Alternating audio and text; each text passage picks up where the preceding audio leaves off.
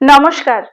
ভাগ্য দর্পণে অর্পিতাজি চ্যানেলে আপনাদের সকলকে স্বাগত। আমি অর্পিতা। আজ আমি কথা বলবো এমন এক রাশিকে নিয়ে যারা জীবনে ভারসাম্য বজায় রাখতে ভালোবাসেন। হ্যাঁ, আমি কথা বলছি শুক্রের রাশি তুলা রাশি সম্পর্কে। তুলা রাশির বন্ধুরা, গত কয়েক বছর ধরে কি আপনার মনে হচ্ছে যে সম্পর্ক বা অর্থের টানাপোড়েনে আপনার জীবনের ভারসাম্য নষ্ট হয়ে যাচ্ছে? প্রচুর খাটছেন কিন্তু সঠিক বিচার পাচ্ছেন না? তাহলে বুক বেঁধে তৈরি হয়ে যান। কারণ ১২ বছর পর দেবগুরু বৃহস্পতি আপনার অষ্টম ঘর এবং নবম ঘরের প্রভাবে এমন এক পরিবর্তন আনতে চলেছেন যা আপনার জীবনকে কানায় কানায় ভরিয়ে দেবে। ঠিক কোন মাসে আপনার পকেটে টাকা আসবে আর কবে আপনি জীবনের বড় সিদ্ধান্ত নেবেন, আজ সময় ধরে ধরে সেই আলোচনা করব। ভিডিওটি শেষ পর্যন্ত দেখুন, কারণ শেষে থাকছে তুলা রাশির জন্য একটি বিশেষ বা জাদুকরী টিপস।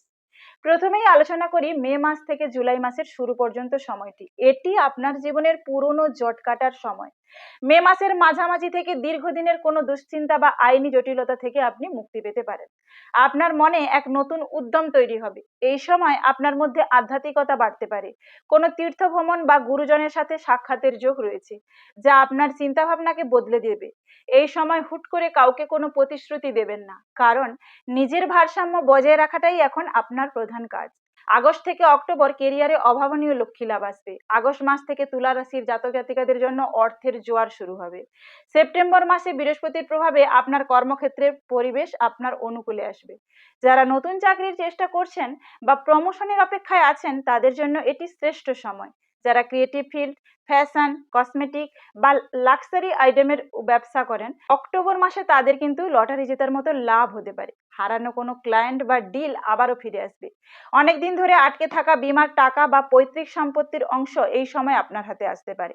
নভেম্বর থেকে জানুয়ারি প্রেম, বিবাহ এবং নতুন সম্পর্কের সূচনা হবে। তুলা রাশির অধিপতি হচ্ছে শুক্র, তাই সম্পর্কের আলোচনা ছাড়া এই ভিডিওটি কিন্তু অসম্পূর্ণ।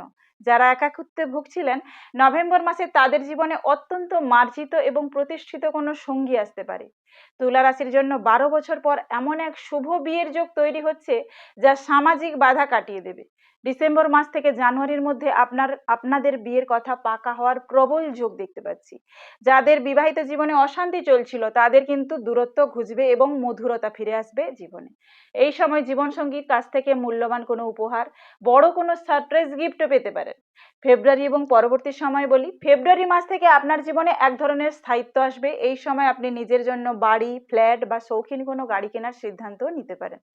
সমাজে আপনার ব্যক্তিত্বের এক নতুন প্রভাব তৈরি হবে। লোকে আপনার কাছে পরামর্শ নিতে আসবে। বিশেষ প্রতিকারে আসি, তুলা রাশির এই সুবর্ণ সময়কে শতভাগ কাজে লাগাতে আপনাদের জন্য আমার তরফ থেকে থাকবে বিশেষ পরামর্শ। প্রতি শুক্রবার মা লক্ষ্মীর সামনে সাদা রঙের মিষ্টি ভোগ দিন এবং 5টি গোলাপ ফুল নিবেদন করুন। নিয়মিত চন্দনের সুগন্ধি বা পারফিউম ব্যবহার করুন। পরিষ্কার পরিচ্ছন্ন এবং মার্জিত পোশাক পরুন। এতে আপনার শুক্র গ্রহ আরো শক্তিশালী হবে। সাদা রঙের রুমাল বা স্কার্ফ সবসময় নিজের কাছে রাখুন। আপনার রাশি যদি তুলা হয়, তবে কমেন্টে লিখে জানান জয় মা লক্ষ্মী। ভিডিওটি ভালো লাগলে লাইক, শেয়ার করুন এবং আপনার প্রিয় চ্যানেল ভাগ্য দর্পণে অর্পিতা জি চ্যানেলটি সাবস্ক্রাইব করে আপনারা এই বোন অর্পিতার পাশে থাকুন। দেখা হচ্ছে পরের ভিডিওতে। ততক্ষণ ভালো থাকুন। নমস্কার।